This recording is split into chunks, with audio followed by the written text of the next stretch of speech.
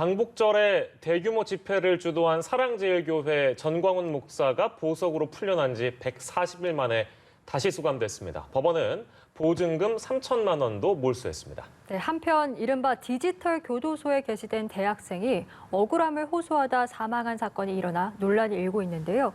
오늘 사건 사고 소식 손정혜 변호사와 함께 자세히 짚어보겠습니다. 어서 오십시오. 안녕하세요. 예, 다시 수감된 전광훈 목사 얘기를 할 텐데 지금 140일 만이라고 저도 지금 말씀을 드렸습니다. 그러니까 보석 조건을 어겼다.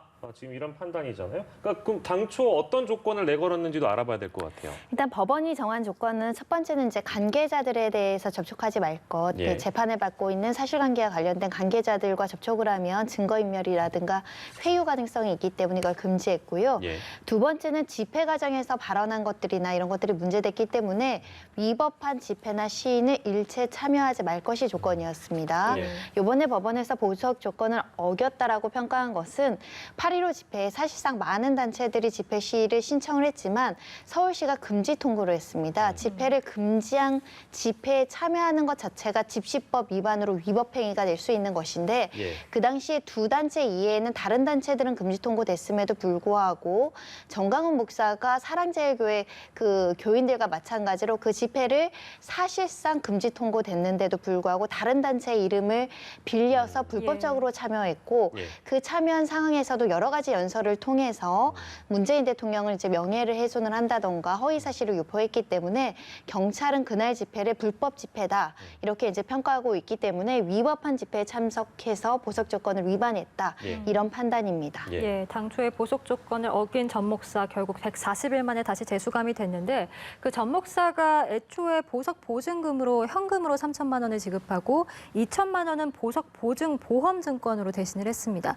이 중 법원에서는 이제 3천만 원을 다시 몰수하기로 한 건데 법원이 전체 금액을 몰수하지 않은 이유도 궁금하고요. 이 보석 보증 보험 증권이라는 게 어떤 개념인지도 좀 설명이 필요해 보입니다. 그러니까 보석은 구속된 사람을 이제 풀어주는 거니까 풀어줄 때 아무런 담보 없이 풀어주게 되면 나중에 법정에 출석하시지 않으실 염려가 있지 않겠습니까? 예. 도망갈 염려가 있다라고 할 수 있기 때문에 법정 출석을 담보하고 이 보석 조건을 잘 지켜라. 지키지 않으면 이 보증금을 몰수할 수 있다. 예. 이런 조건을 부과해서 이제 보석 보증금을 받는데 전액 현액으로 받게 되면 또 가난하시거나 경제적으로 여력이 없는 사람들은 좀 부담스러울 수 있거든요. 예. 그러다 보니까 전체 보석 보증금은 5천만 원이었는데 그중에 3천은 현금으로 내고 나머지 2천 같은 경우는 보증보험 회사를 통해서 보험증 증권을 이제 증권료 수수료를 내면 보험에 가입하고 그 보험회사가 이 보증금을 대신 내주는 효과가 발휘된다라고 봐서요. 예. 사실상 5천만 원이 전부 몰수되는 효과입니다. 3천만 원 이미 법원에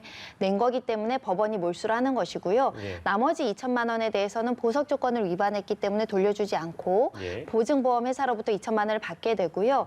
그럼 나머지 2천만 원을 대신 낸 보증보험 회사는 이 보석 조건을 지켜야 되는 전광훈 목사 개인에게 나중에 구상금 청구를 해서 우리 회사가 죄 없이 2천만 원을 국가에 지급하게 됐으니 예. 실제 손해를 그러니까 보석 보증금을 몰수당해야 되는 전광훈 목사 2천만 원을 배상해라 이런 소송이 진행되는 구조입니다. 아, 그렇군요.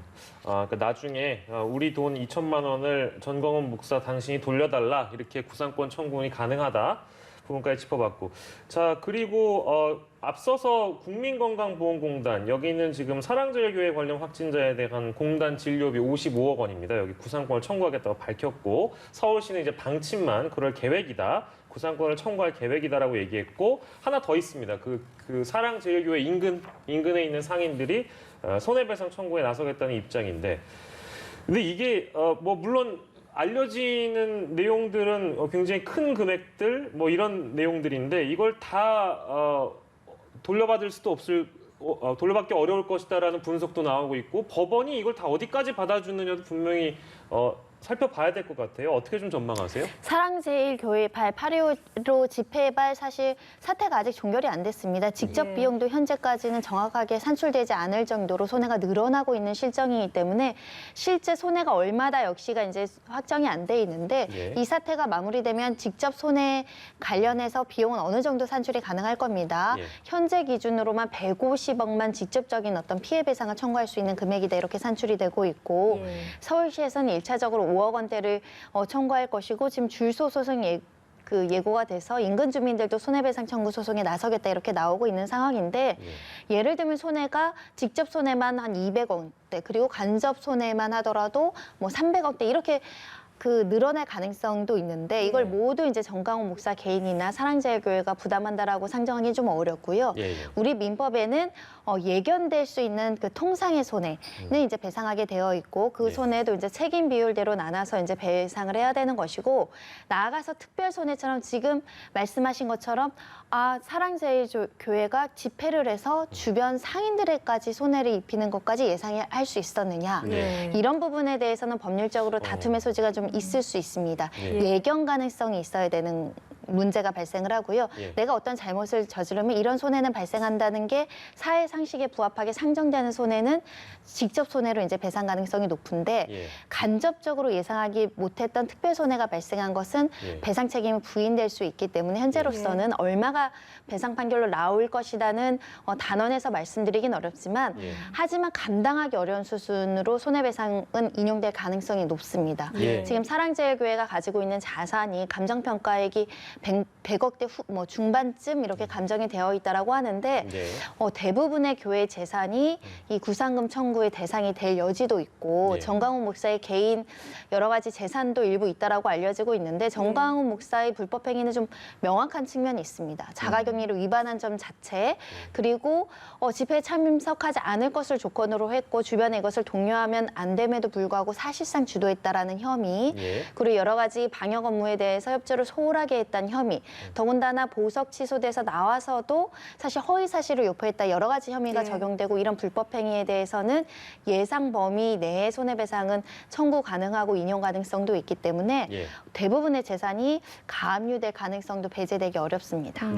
줄 소송이 예고된 상황에서 법원이 어디까지 받아들일지 그 부분까지 짚어봤는데 다시금 정강훈 목사 얘기를 해보면 재판부가 별도의 신문 절차를 거치지 않고 20여일 만에 지금 보석 취소 결정을 내린 거거든요. 근데 당초에 이제 공직선거법 위반 혐의로 구속이 됐던 거기 때문에 관련돼서 이제 재판을 받게 되는 겁니까? 공직선거법 위반도 있고요. 명예훼손 관련된 이제 혐의도 있었습니다. 그리고 나아가선 지금 수사도 진행 중인 부분이 있기 때문에 구속된 상태로 여러 가지 수사도 받을 가능성이 굉장히 있고요. 일단은 그 정강훈 목사 측에서는 항고를 하겠다. 그러니까 불복을 해서 이 보석 취소 결정이 부당하다는 것을 판단을 받고 집행정지라든가 여러 가지 절차를 통해서 불구속 수사와 재판을 받게끔 여러 가지 조치를 한다라는 측면인데 일단은 현재 만약에 구속 집행 정지까지 이야기가 나오고 있는데 보석 취소를 할 만한 충분한 사유가 있었다면 구속 집행 정지는 받아들여지지 않을 가능성도 있고요. 보통 굉장히 중병에 있어서 건강을 회복하기 어려울 정도로 심각한 상황에서 구속 집행 정지도 받아들여지는데 애초에 정강훈 목사가 보석 결정이 나왔던 것도 그때 뭐라고 주장을 했었냐면 급사염이 있어서 구속 되면 굉장히 어려움이 있습니다. 이 주장이 받아들여진 거거든요. 그런데도 불구하고 급사라고 한다면 굉장히 신체적으로 굉장히 치료에 전념하셔야 되는데 오히려 집회에 나가서 저렇게 건강한 모습을 보여서 오히려 또 코로나19에 걸리시고 이것을 전파한 부분들이 있기 때문에 실제로 불구속을 기대하기는 사실상 어려운 측면이 있고 보석 결정으로 나오신 다음 행동도 굉장히 중요한데 사회 혼란을 야기하는 여러 가지 발언을 통해서 악영향을 줬다 이런 판단을 할 수 있기 때문에 좀 어려운 상황에 이제 직면했다라고 보입니다. 그 이번 사태를 통해서 일부입니다. 일부 이제 판사들의 어떤 결정에 대해서 국민들이 반발한다든지 어떻게 저런 결정을 내릴 수 있지라는 의문을 가끔 품게 되잖아요. 근데 아까 지금 말씀하신 그 사유 말입니다. 이제 급사라는 표현을 써주셨는데 실제 그 사유로 인해서 구속에서 풀려나서 집회에 나갔다 온 상황이잖아요. 지금까지는. 그거를 받아들여 주신 분이 어쨌든 판사님 아니겠어요? 그거는 어떻게 좀 보세요? 일단 보석 결정을 내려준 건 고령이었고 더군다나 관련된 재범 가능성이 없다. 그리고 보석 조건을 철저히 지키겠고 실제 지병도 있었다는 겁니다. 그렇기 때문에 치료에 전념할 필요성이 있다. 이런 여러 가지를 반영을 해서 원래 헌법의 원칙은 불구속 재판이 원칙이기 때문에 이것을 받아들여 주되 다만 여러 가지 조건을 부과했음에도 불구하고 조건을 위반한 점에 있어서는 경우는 또다시 이런 일이 재발되지 않을 것이라는 기대를 하기 어려운 상황이기 때문에 예. 법원으로서도 보석 취소를 결정한 것이고요. 한 가지 저는 신문 절차를 열 것으로 보였습니다. 왜냐하면 워낙 정강훈 목사 측에서 여러 가지 주장을 하고 있고 이 예. 의견을 구두로 이제 법정에서 현출하고자 원했을 수 있는데 서면의 의견서만으로는 이제 결정을 했다라고 보이고 그만큼 신속하게 결정할 필요성을 법원이 느꼈다. 사회 여론도 마찬가지였고요. 다만 정강훈 목사 이게 끝이 아니고 항고 이유서를 통해서 우리는 위법한 집회가 아니었다라고 항변할 기회는 남아 있거든요. 예. 그 항고 이유서를 받아들인 법원이 보석 취소 결정을 취소하지 않고 여전히 구속 상태라고 한다면 그것 또한 법치주의 원리상 정강훈 목사 측에서 또 수용해야 되는 게 아닐까 합니다. 예, 알겠습니다. 140일 만에 재수감된 정광훈 목사, 저희가 관련된 소식도 들어오는 대로 전해드리도록 하고요. 네. 저희는 주제를 좀 넘겨보겠습니다. 그 성범죄자들의 신상 정보를 임의로 공개하는 사이트 디지털 교도소에 대한 논란이 일고 있는데 그 디지털 교도소의 신상 정보가 공개된 20대 대학생이 억울하다라면서 사망하는 사건이 있었습니다. 그러면서 이제 위법성 논란이 불고 있는 건데 사법기관과 별개로 신상 공개를 정보하는 것은 적법하다라고 봐야 되겠습니까? 범죄가 될 수 있다라고 말씀드릴 수 있어요. 이렇게 댓글을 예. 쓰시는 분들의 그 심정, 이 신상 공개를 하시는 분들 심정이 일견 이해 안 가는 부분은 아닙니다. 예. 어떤 우리나라가 그동안에 보여줬던 특히 미성년자 성범죄라든가 디지털 성범죄에 관련해서 너무나 미약하게 처벌해서 국제적으로 조금 망신거리가 됐을 정도로 우리가 이 부분에 대해서 심각하게 고민하고 있기 때문에 일반 시민들 같은 경우는 어떻게 이렇게 큰 죄를 저지른 사람들이 불구속 상태로 자유롭게 살 수 있느냐. 예. 사적으로라도 우리 민심으로라도 비판하고 응징해야 된다 이런 생각을 가질 수 있지만 네. 지금 이 사건에서 보듯이 무고한 사람이 희생이 됐고요. 특히 그 범죄자라고 내몰린 사람이 내가 됐을 수 있는 가능성이 있는 겁니다. 예. 더군다나 우리 형법 체계에선 지금 사실적시 명예훼손도 모두 범죄로 처벌하고 있는 상황이기 때문에 예. 서로 이 사람이 범죄자라고 하더라도 법적인 절차가 아니라 이렇게 인터넷상으로 또다시 명예훼손이나 비난이나 모욕적인 댓글로 피해를 야기하는 것은 본인도 범죄자가 될 수 있을 뿐만 아니라 혹여라도 내가 진실을 아는 신이 아니기 때문에 나도 네. 오류가 있을 수 있습니다. 댓글 쓰는 나도 오류가 있을 수 있다는 측면에서는 섣부른 행동일 뿐만 아니라 누군가의 목숨을 빼앗을 수 있는 이것조차도 폭력에 해당될 수 있다는 점을 말씀드리고요. 예. 지금 이 극단적인 선택을 했던 대학생 같은 경우는 너무너무 억울해서 본인의 입장을 굉장히 이야기를 많이 했고 나 아니다 그런 잘못하지 않았다라고 하는데 계속 내몰렸다라는 것이고요. 본인이 감당하기 어려운 수준의 어떤 비판을 받았다는 겁니다. 예. 어느 누구도 죄 없는 사람이 돌을 던지라고 하잖아요. 어느 누구도 타인을 쉽게 비방하거나 평가하거나 재단할 수 없다는 것. 우리가 검사가 아니고 판사가 아니고 모든 진실을 알지 않는 한 이렇게 사적으로 보복하는 것은 좀 바람직하진 않다. 예. 사실 개인들한테 책임을 묻고 싶은 마음은 없고요. 이렇게까지 한 우리 사법불신을 조장했던 너무 형량이 낮았고 아. 수사가 미진했던 이 예. 사법기관들이 좀 반성할 문제도 있습니다. 예, 그러니까 오히려 이제 그런 여론도 분명히 있는 것 같아요. 이거는 이제 응징의 차원에서 국가가 하지 못한 걸 이제 여기서 해준다라고 이제 옹호하시는 분들도 계시겠습니다만, 이거는 어디까지나 이제 억울하신 분이 생겼고 게다가 목숨을 잃으셨기 때문에 저희가 주제로 다루고 있는 겁니다.